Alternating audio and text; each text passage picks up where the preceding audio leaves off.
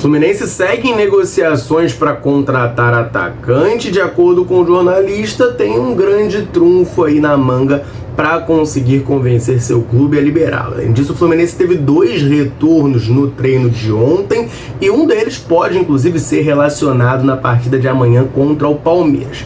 Falando dessa partida, a CBF definiu a arbitragem para esse jogo. A gente vai falar um pouquinho sobre esse árbitro, o retrospecto, o que a gente pode esperar dessa partida. Tem novidade que alguns clubes do futebol brasileiro estão tentando implementar a partir de 2027. Muita coisa pra gente falar nesse vídeo aqui, então desde já eu te convido a deixar o like, se inscrever aqui no canal, ativar o sininho para não perder nada. Depois da vinheta a gente vai falar aí muito do Flusão. Depois da venda do John Arias para o Wolverhampton na Inglaterra, o tricolor definiu o Marino Inestrosa, atacante de 23 anos do Atlético Nacional, como sua grande prioridade nessa janela. A gente vem comentando sobre esse interesse do Fluminense já há alguns dias. A gente sabe muito bem que o Atlético Nacional, lá da Colômbia, tem interesse no Kevin Serna, atacante tricolor. Não é segredo para ninguém também, o próprio empresário do Serna, o Narciso Algamis, falou publicamente sobre isso, que tanto o Atlético Nacional quanto a Alianza Lima do Peru, que é o ex-clube do jogador do Flu, estão interessados na sua contratação. Então, naturalmente, até parte da torcida do Fluminense já fez logo a associação. Pô, vai rolar uma troca aí, né? Vão mandar o Serna lá pra Colômbia e vão trazer o Inestrosa. Bom, a gente sabe também, né, que o Mário Bittencourt até teve, né, cogitando essa possibilidade, mas o Renato Gaúcho, ele gosta muito do futebol do Kevin Serna, não quer perder o atleta para esse segundo semestre. Então o Fluminense quer sim contratar o Inestrosa, mas não quer envolver o Kevin Serna nessa negociação. Só que aí existe um grande porém na situação, porque o Inestrosa é um cara valorizado, tem 23 anos, vem se destacando não só no futebol colombiano, mas também nas competições continentais que ele disputa com o Atlético Nacional. Então, por isso, o Atlético Nacional pede um valor alto pelo jogador no mercado. Ontem a gente falou aqui de uma notícia trazida pelo Marcelo Neves, do GE, de que eles estariam pedindo 10 milhões de dólares. Agora, o Vitor Lessa traz pra gente de que a pedida do Atlético Nacional ao Botafogo, que também se interessou no Inestrosa, foi de 8 milhões de dólares, cerca de 44,3 milhões de reais, por 80% do passe do jogador. Vale lembrar que o Botafogo ofereceu 5 milhões de dólares e teve esse valor recusado pela equipe colombiana. E aí que entra a situação, o trunfo que o Vitor Lessa traz pra gente, que o Fluminense tem para essa negociação, ou melhor, uma aposta que o Fluminense faz. E essa aposta é justamente no tempo, tá? O Fluminense entende que, caso não apareça essa proposta de 8 milhões de dólares, que na visão do Fluminense dificilmente vai aparecer de algum clube pelo atacante colombiano, o Atlético Nacional, mais pro fim da janela, vai se sentir pressionado a vendê-lo por um valor um pouco abaixo. Não vai conseguir os 8, mas vai querer realizar algum lucro ali com o atleta, então pode negociá-lo por um valor um pouco abaixo desses 8. Eu acho muito improvável que esse valor seja igual ou menor do que 5 milhões, afinal o Botafogo já ofereceu esse valor e foi recusado. Mas o Vitor Lessa reforça e enfatiza que o Fluminense não quer envolver o Kevin Serna nessa negociação. Então, uma possibilidade que existia, que era colocar o Serna ali para você abater 2, 3 milhões de dólares da operação completa, é algo que o Fluminense, pelo menos de momento, está evitando ao máximo realizar.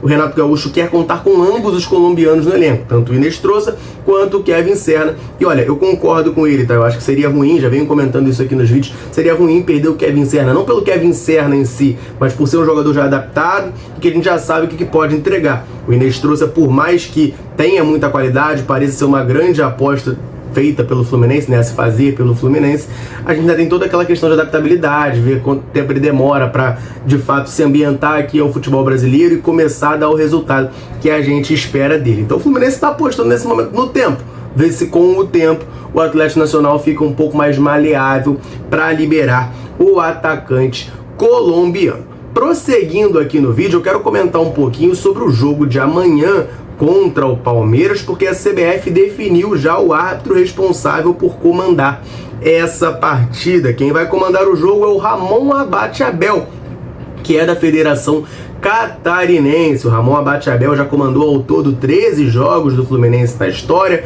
são 4 vitórias, 5 empates, 4 derrotas, um aproveitamento total de 43,59%. O último jogo que ele apitou do Flusão foi a derrota por 3-2 contra o Atlético Mineiro no Brasileirão de 2025. Mas, olha, esse aproveitamento não é bom, é abaixo de 50%, mas por outro lado, o Fluminense vai jogar em casa contra o Palmeiras e o aproveitamento do Flu como mandante sob o comando do Ramon Abachaebel já sobe bastante. No total desses 13 jogos, 7 foram com o mando do Fluminense. São 3 vitórias e 4 empates, nenhuma derrota, totalizando, portanto, um aproveitamento de 61,9%.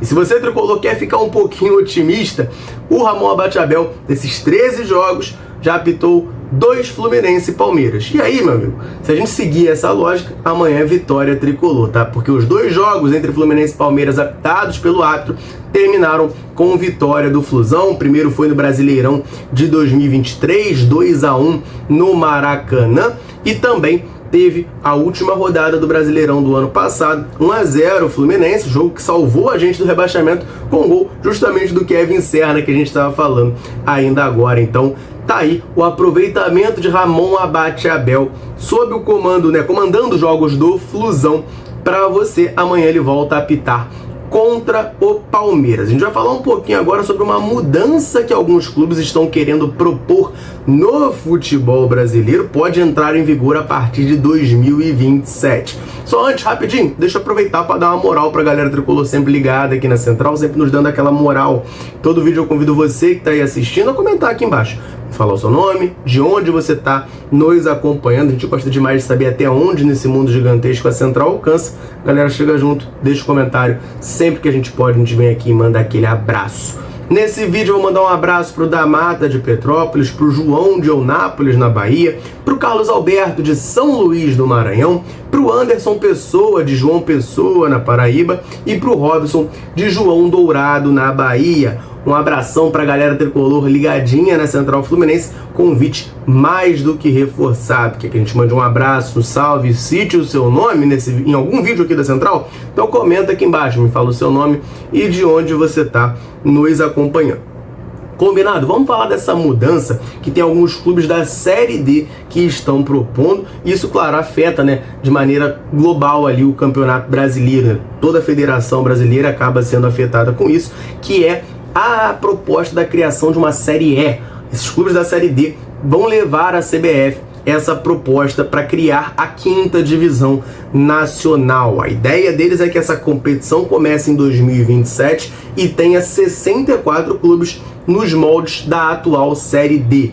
Vai ter, no dia 29 de julho, uma reunião desses clubes da Série D com a CBF, aqui no Rio de Janeiro, na sede da CBF lá na Barra. A CBF vai pagar os custos de deslocamento de todos os presidentes dos clubes da Série D para que haja essa reunião onde a proposta será apresentada. E aí, além de criar a Série E, eles também estão querendo, porque hoje é o seguinte, gente, a Série D tem 64 equipes, só que você precisa, a cada ano, garantir a sua classificação. Então, tem a galera que subiu da Série D para a Série C, beleza. Mas os outros times, imagina, você é o primeiro ali que não sobe. Você tem que novamente, no ano seguinte, via estadual, garantir a sua classificação na Série D. Muitas vezes os times não conseguem, isso aí dá um baque muito grande, Você ficar sem divisão, sem calendário, isso afeta demais as finanças de qualquer equipe. Então, além da criação da Série E, esses clubes estão querendo uma garantia de que os 32 melhores da Série D já tenham uma vaga automaticamente assegurada para a próxima temporada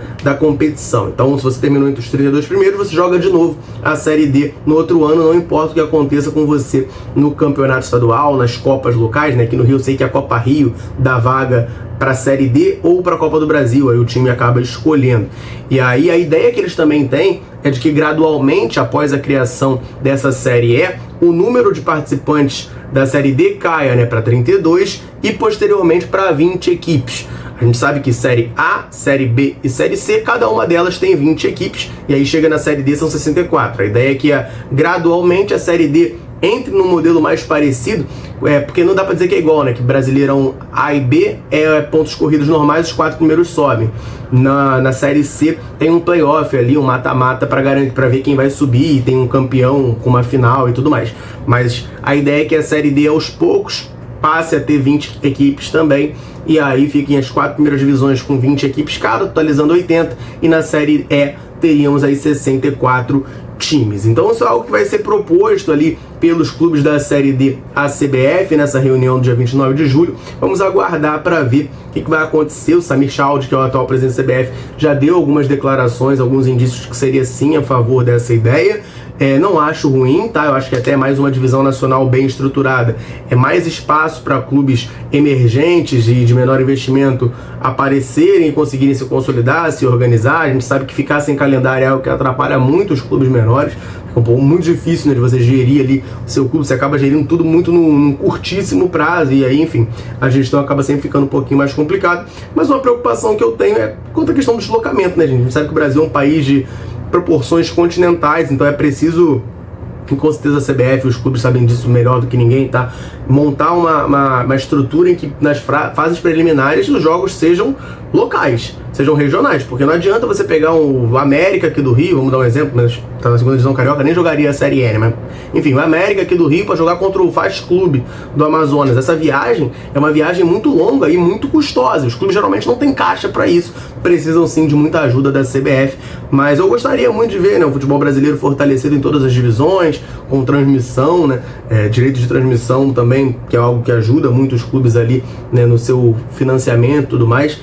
Por enquanto é um sonho ainda distante, né? Mas vamos aguardar as cenas dos próximos capítulos. Os clubes estão querendo criar a Série E. E aí, falando agora de um ex-Fluminense, eu quero falar do Vitor Mendes, zagueiro que passou pelo Fluminense. Lembra dele? O Vitor Mendes está liberado para voltar a atuar. Ele chegou ao Flu no começo de 2023, emprestado pelo Atlético Mineiro, que era o clube que detinha o seu passe, e ele tinha se destacado no Juventude na temporada anterior. Só que ao longo da passagem do Fluminense, o Vitor Mendes foi citado e indiciado na Operação Penalidade Máxima, que investigava, né, a questão da manipulação das apostas esportivas no Brasil, e ele foi declarado ali culpado como envolvido e pegou uma punição de 720 dias parado sem poder atuar. Com isso, o contrato dele com o Fluminense foi suspenso, ele também não tem mais contrato com o Atlético Mineiro, mas agora está liberado a voltar aos gramados. De acordo com o GE, ele já tem um acordo com a Ferroviária de São Paulo para disputar a Série B nessa temporada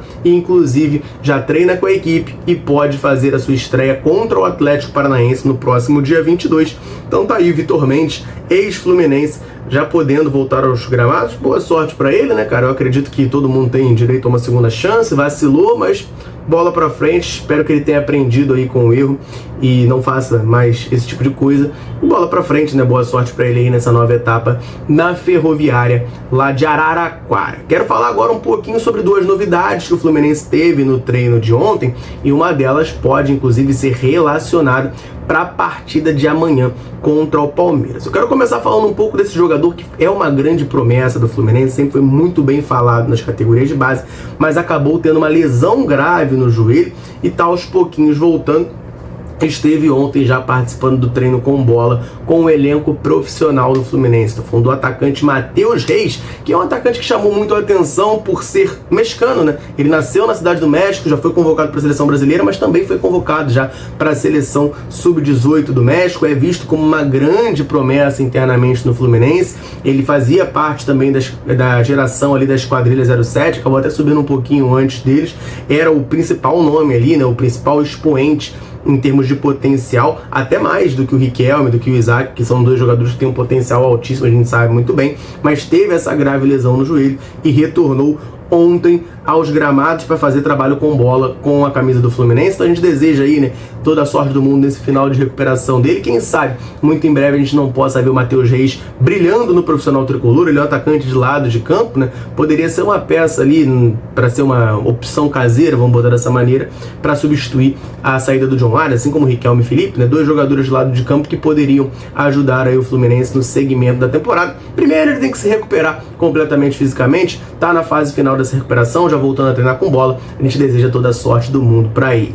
Quem também voltou a treinar com bola foi o Paulo Henrique Ganso. Ganso ficou de fora dos dois últimos jogos do Fluminense por ter sentido um incômodo muscular, mas voltou aos treinos nessa segunda-feira. E o GE falou sobre a possibilidade dele ser relacionado pelo Renato Gaúcho para o jogo de amanhã contra o Palmeiras. A gente sabe muito bem que o Fluminense está tendo dificuldades ofensivas, isso foi pauta muito forte no jogo contra o Flamengo, e aí o Paulo Henrique Ganso, claro, surge como uma esperança para grande parte da torcida, porque a gente sabe da qualidade técnica que ele tem, da visão de jogo para achar um passe e tudo mais. Então muita gente acredita que a salvação do time do Fluminense vai ser o retorno do Paulo Henrique Ganso ali ao meio campo para articular as jogadas. Apesar disso, o GE fala que a sua participação no jogo contra o Palmeiras, apesar dele já ter voltado a treinar com bola, ainda é incerta. Vai ter treino hoje, terça-feira, e a participação do Ganso nessa atividade é que vai definir se ele vai ter condições ou não de ser relacionado para o jogo de amanhã no Maracanã, às 7 da noite. Então, o Ganso volta a treinar com bola, já é uma ótima notícia para o Fluminense. Vamos aguardar as cenas dos próximos capítulos, ver o desenvolvimento do atleta no treino de hoje, para saber se ele terá condições de ao menos ser relacionado para a partida de amanhã contra o Palmeiras. Torcedor tricolor, essas eram as informações que eu queria trazer para você nesse vídeo aqui. Agora eu quero que você deixe o seu comentário aqui embaixo. Você acha que o retorno do Paulo Henrique Ganso pode fazer com que o Fluminense melhore a sua produtividade ofensiva? Então deixa um comentário aqui embaixo pra gente trocar aquela ideia. Combinado? Eu vou ficando por aqui. Um abraço, saudações tricolores. Tamo junto.